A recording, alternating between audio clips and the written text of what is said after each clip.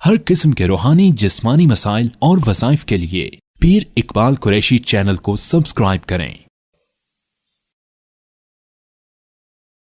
کے محتمم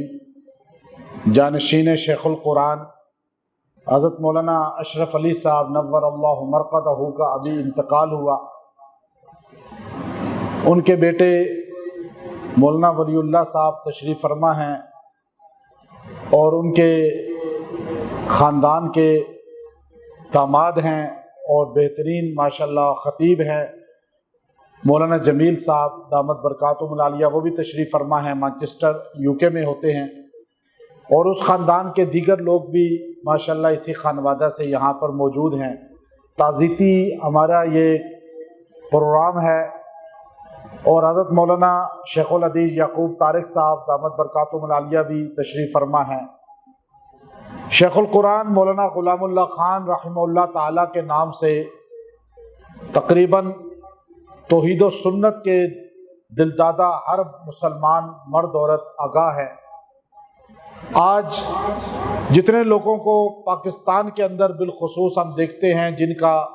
عقیدہ قرآن و سنت پر مضبوط ہے،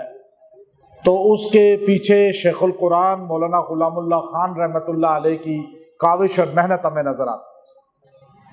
ملک پاکستان کے اندر جتنے نامور خطباء، دروس حدیث دینے والے، تفسیر قرآن پڑھانے والے ہمارے قریب اور پہلے جو گزر چکے ہیں،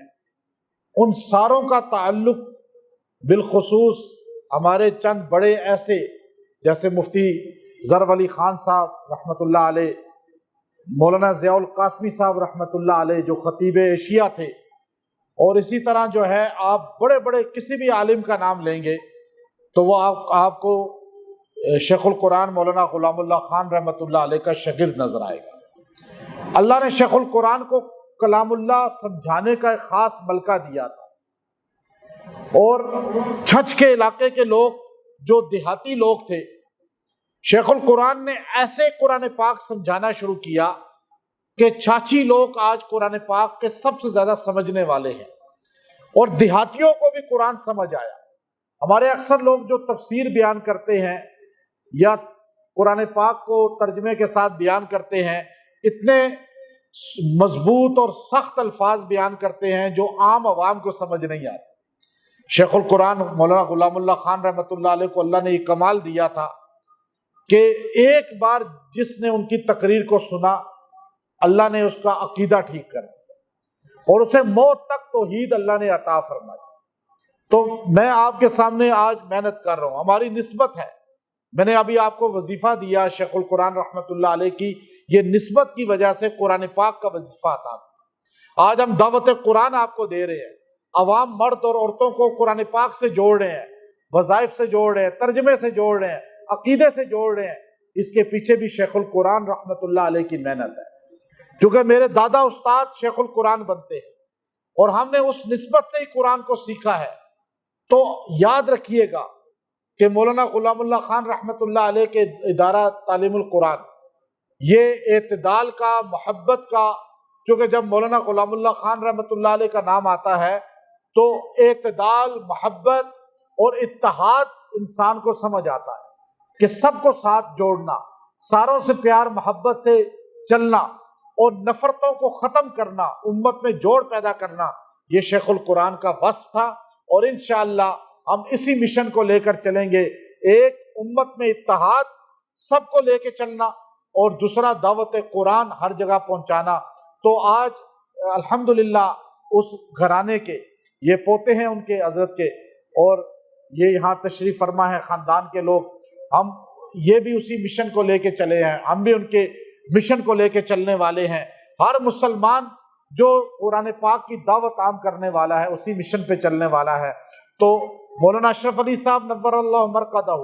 انہوں نے تقریباً 40 سال کے قریب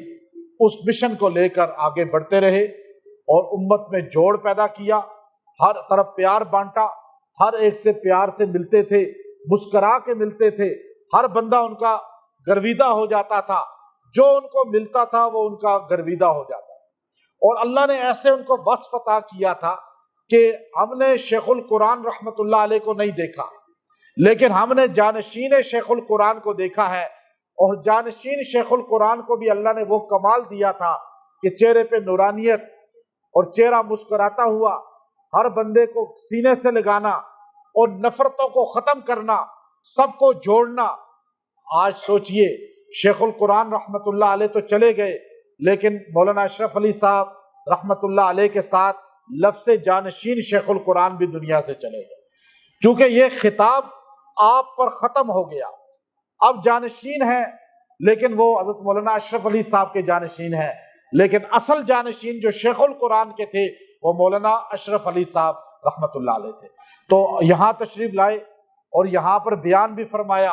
اکثر محبت فرماتے تھے، تو ہم ان کے لیے تعزیتی کانفرنس اس لیے کر رہے ہیں کہ ایک یاد ہوتی ہے، ہم گواہی دیتے ہیں، جب ہم گواہی کسی کے بارے میں دیتے ہیں اللہ اس گواہی پر اس کی مغفرت کر دیتے ہیں، تو ہم یہاں گواہی دینے کے لیے بیٹھے ہیں، ان کا تذکرہ بالخیر کرنے کے لیے بیٹھے ہیں۔ تو میں ان کے بیٹے اور ان کے دیگر رشتہ دار پورے خاندان کے ساتھ، مولانا جمیل صاحب تشریف فرما ہے اور دیگر سب کے ساتھ تعزیت کرتا ہوں، اور میں دعا کرتا ہوں کہ اللہ تعالیٰ اس خاندان کے ساتھ ہمیں منسلک رکھے، اور اس خاندان کو اسی طرح امت میں اتحاد، پیار، محبت، جیسے شیخ القرآن نے پیار محبت بانٹا، مولانا اشرف علی صاحب نے رحمت اللہ علیہ نے پیار محبت بانٹا، اور انشاءاللہ یہ بھی پیار محبت بانٹنے والے رہیں گے، اور مدرسہ تعلیم القرآن مرکز رہے گا، ختم نبوت کا بھی، دفاع صحابہ کا بھی، اور تبلیغ اسلام کا بھی، توحید و سنت کا بھی، اور امت میں اتحاد کا بھی، اور انشاءاللہ ہم ہمیشہ اس مرکز کے ساتھ جڑے رہیں گے۔ اور وآخر دعوانا الحمدللہ رب العالمین۔